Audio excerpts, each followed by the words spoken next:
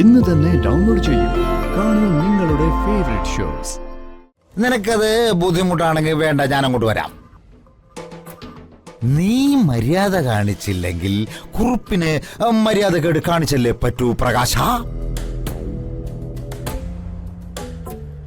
ഇനി ഞാൻ അങ്ങോട്ട് വന്ന മോനെ പ്രകാശ നിന്റെ സ്വൈര ജീവിതം തകർന്ന് തരിപ്പണമാവും. എന്തു പറയുന്നു? എനിക്ക് ഈ കാര്യത്തില് ശ്യാമിനോടല്ലാതെ മറ്റാരോട് സഹായം ചോദിക്കാൻ പറ്റില്ല. ശ്യാം പ്ലീസ്, എന്നെ കൊണ്ട് പറ്റുന്ന സഹായം ഞാൻ വിക്രമിന് ചെയ്തു തരാം. ആ മതി, അത് മതി. ആ കുടിക്കാം.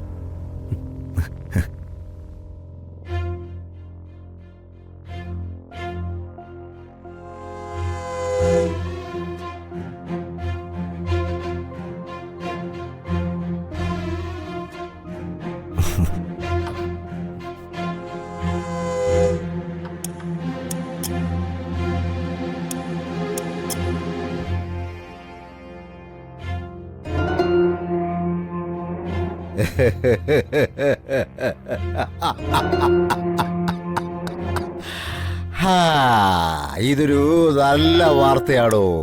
ഇതെന്നെ അറിയിച്ചതിന് തന്നെ ഞാൻ പ്രത്യേകം പരിഗണിക്കുന്നുണ്ട് കേട്ടോ. ഓക്കേ. ആ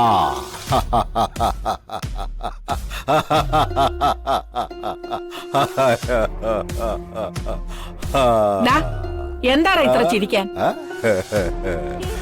അതെ, മാധവനുമായിട്ടുള്ള കേസിൽ നമ്മുടെ മനോജും പ്രകാശും തോറ്റു തുന്നം പാടിയിരിക്കുന്നു.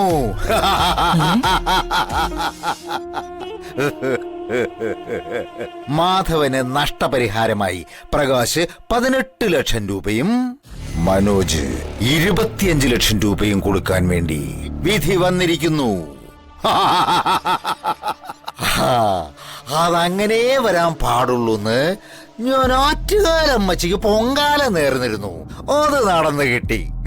മനോജ് 25 ലക്ഷം രൂപ കെട്ടിവെക്കണമെങ്കിൽ നമുക്ക് വലിയ ധനനഷ്ടം ഉണ്ടാവില്ലേ? എന്നിട്ടും നീ ഇത് ചിരിക്കുന്നോ? അതെ, കുറുപ്പിന് ഒരു ഘട്ടത്തിലും നഷ്ടമുണ്ടാകില്ല ചേച്ചി. നഷ്ടമുണ്ടാകുന്നത് ഒരേ ഒരാൾക്കാ. അതാർക്കാ? അത് സസ്പെൻസ് ആയിട്ട് തന്നെ ഇരിക്കട്ടെ.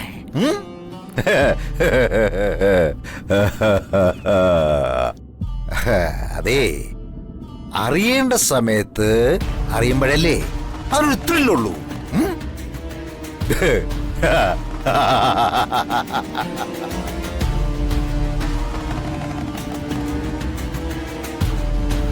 എന്തായിരിക്കും ആ സസ്പെൻസ്?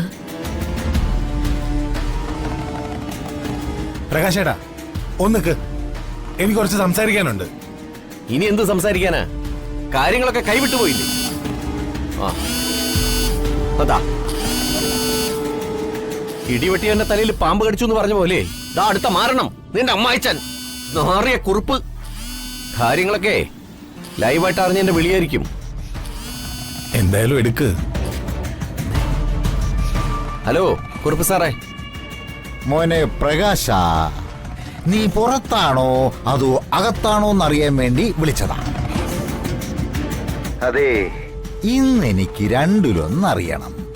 പണം നീ എപ്പ തരും? സാറേ, സാറ് കാര്യങ്ങളൊക്കെ അറിഞ്ഞു കാണുമല്ലോ. നമ്മള് കേസ് തോറ്റു. ഇപ്പോ ഞങ്ങൾക്ക് ലക്ഷങ്ങളുടെ ബാധ്യതയായി. അതിന് എനിക്ക് അല്പം സമയം കൂടി തരണം. കൊള്ളാം. ബാധ്യതയിൽ നിന്നും ബാധ്യതയിലേക്ക് മുങ്ങിത്താഴുന്ന നിനക്ക് ഞാൻ ഇനി സമയം തരണോടെ. അതെ, നിന്റെ തരികിട നമ്പറൊക്കെ നിന്റെ തന്ന മാധവനോട് കാണിച്ചാൽ മതി കേട്ടോ. എന്നോട് വേണ്ട.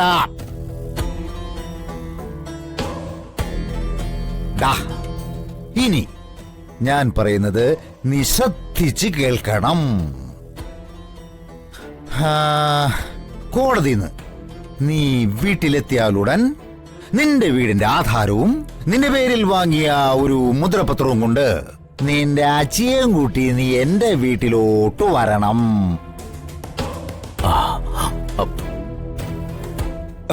അവളല്ലേടേ എനിക്ക് ചെക്കോപ്പിട്ട് തന്നത്. അത് അത് സാറേ, നിനക്കത് ബുദ്ധിമുട്ടാണെങ്കിൽ വേണ്ട, ഞാൻ അങ്ങോട്ട് വരാം. നീ മര്യാദ കാണിച്ചില്ലെങ്കിൽ കുറുപ്പിന് മര്യാദ കാണിച്ചല്ലേ പറ്റൂ പ്രകാശ. ഇനി ഞാൻ അങ്ങോട്ട് വന്ന മോനെ പ്രകാശ നിന്റെ സ്വൈര ജീവിതം തകർന്ന് തരിപ്പണമാവും എന്ന് പറയുന്നു. ഞാൻ അങ്ങോട്ട് വരണോ അതോ നീ ഇങ്ങോട്ട് വരുന്നോ? പറടാ. ഞാൻ അങ്ങോട്ട് വരാം. മിടുക്കൻ. ഇനി വേണമെങ്കിൽ നീ ഫോൺ കട്ട് ചെയ്തോ. അല്ല വേണ, ഞാൻ കട്ട് ചെയ്തോളാം. ഹലോ.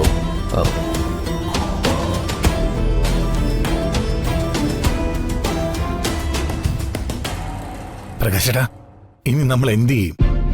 ഈ കേസ് തുടങ്ങിയപ്പോഴേ ഞാൻ പ്രകാശേട്ടനോട് പറഞ്ഞതാ, നമുക്ക് ഈ കേസും വഴക്കൊന്നും വേണ്ട, നമുക്ക് ഇതിന്ന് പിന്മാറാന്ന്. പ്രകാശേട്ടനെ സമ്മതിക്കാത്തത്. ഇത്രയും നേരം നിന്റെ അമ്മായിച്ചന്റെ വകയായിരുന്നു ഭീഷണി. ഇപ്പൊ നീയും തുടങ്ങിയോ? ഭീഷണിയൊന്നും അല്ല, കോടതി പണം കെട്ടിവെച്ചില്ലെങ്കിൽ ജയിലിൽ പോയി കിടക്കേണ്ടി വരും. നീ മുലകുടി മാറാത്ത ചെറുക്കനൊന്നല്ലോ. കേസ് പിൻവലിക്കുന്നില്ല എന്ന് ഞാൻ പറഞ്ഞപ്പോ നിനക്ക് കേസിൽ നിന്ന് പിന്മാറാമായിരുന്നില്ലടാ. പ്രകാശേട്ടാ, ഇതൊരുമാതിരി മറ്റടുത്ത പരിപാടിയായി പോയിട്ടോ. മിണ്ടരുതറ പന്നി. ഞാൻ ആകെ സമനില തെറ്റി നിക്ക. എന്തായാലും ജയിൽ ഉറപ്പാ. അത് കൊലയാളിയായിട്ട് വേണോ കള്ളനായിട്ട് വേണമെന്ന് മാത്രം ഉറപ്പിച്ചാ മതി. മാറിക്കട പുല്ലേ.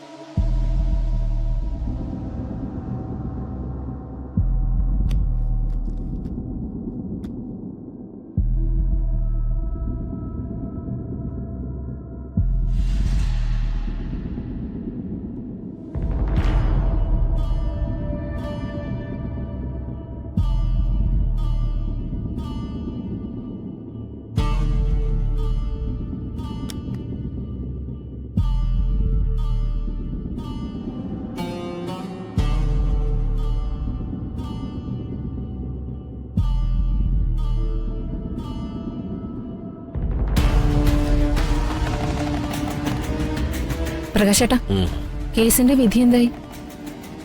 കുറച്ച് വെള്ളം കൊണ്ടുവാ. മാനത്തെ കൊട്ടാ